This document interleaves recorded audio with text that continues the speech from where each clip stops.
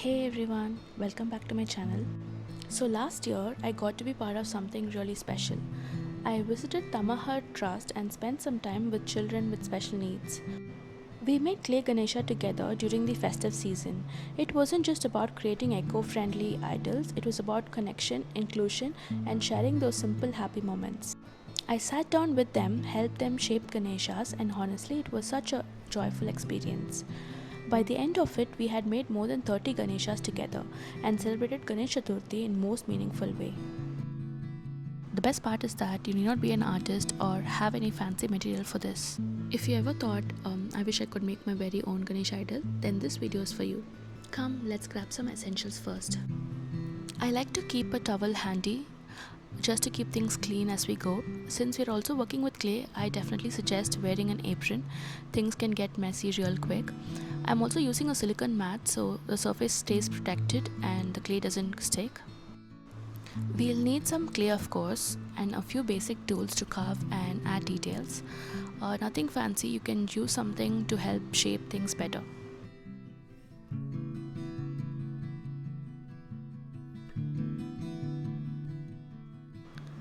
I have laid everything out on my table so it's easy to reach. Also keeping a water bottle handy, this really helps to smoothen the clay as we work.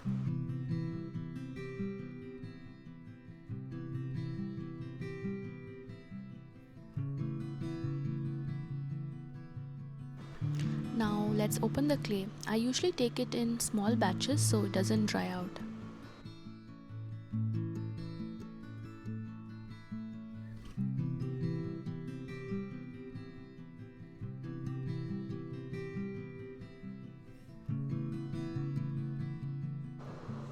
I'm taking two chunks and rolling them well to soften it. Then shaping it into a slightly triangular 3D form, and this would be our main body. For the rest, I'm dividing another piece into smaller portions. You can always take more if needed. We are aiming for 4 hands and 2 legs, so just roll all these small pieces into simple log shape to start with.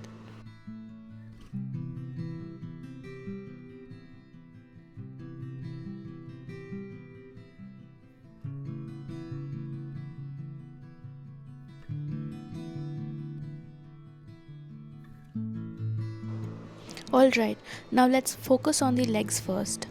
I'm placing them both on the sides of the main body we created, just gently attaching them and blending in. Make sure you merge the clay well so it doesn't crack later. I'm shaping the ends into little feet, slightly sticking out, nothing too perfect, just keeping it soft and natural.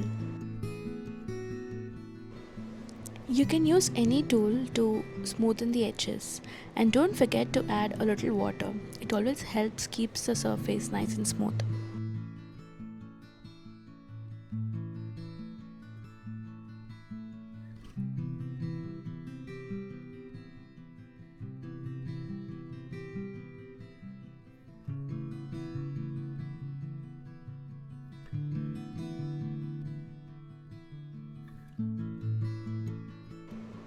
Now for the hands, I'm attaching them in a similar way, blending them into the body so everything feels like one piece.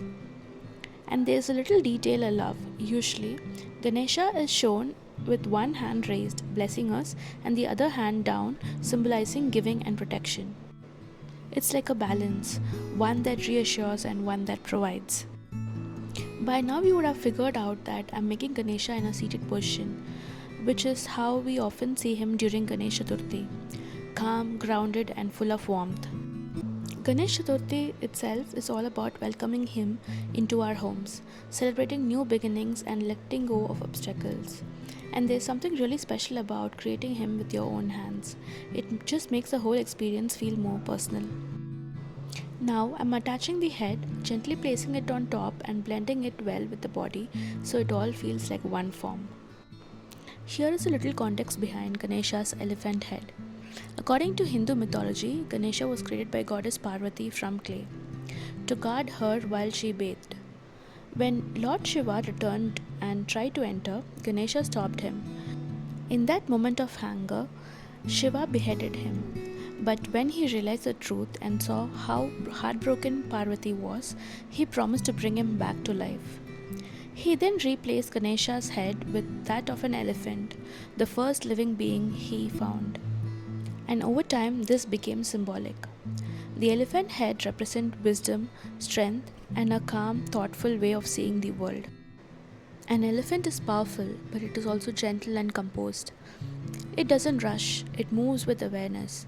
And I think that's what Ganesha represents too, a kind of quiet strength that comes from understanding and not force. His large ears remind us to listen more, the small eyes to stay focused, and the trunk to be strong and adaptable. That's why Ganesha is not just worshipped as a god, but also seen as a reminder to be patient, to understand before reacting, and to look beyond what's right in front of us. I have added the hands at the back and blended them in. These back hands usually hold symbolic elements, representing strength, protection, and ability to handle multiple aspects of life at once.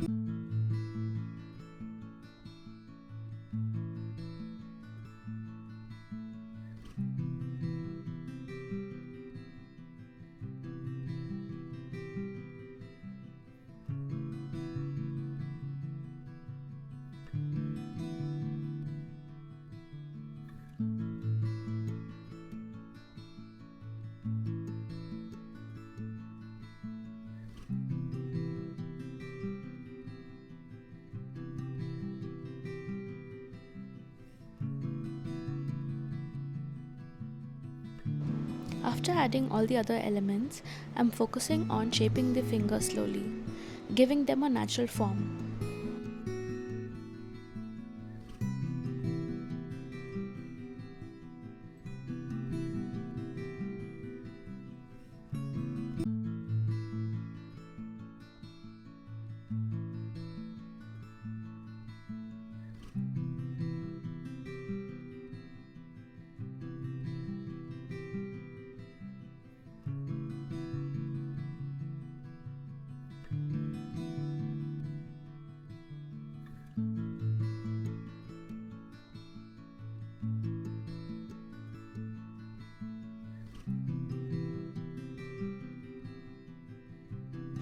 In one hand, I'm adding a plate full of laddus. It is said that Ganesha loves sweets, especially modaks and laddus, which symbolizes the sweetness of life.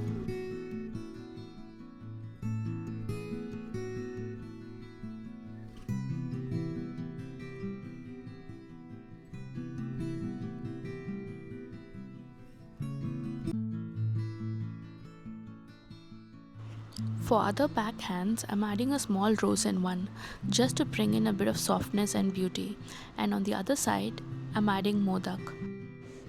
I then set it aside to dry, and post that I also applied a thick layer of modeling paste. You can also use gesso for this. While it was drying, I stepped out for a quick tea break. The streets were all lit up for Ganesh Chaturthi. Lights, decoration, people celebrating. It just felt so festive and alive. I came back and finished the painting.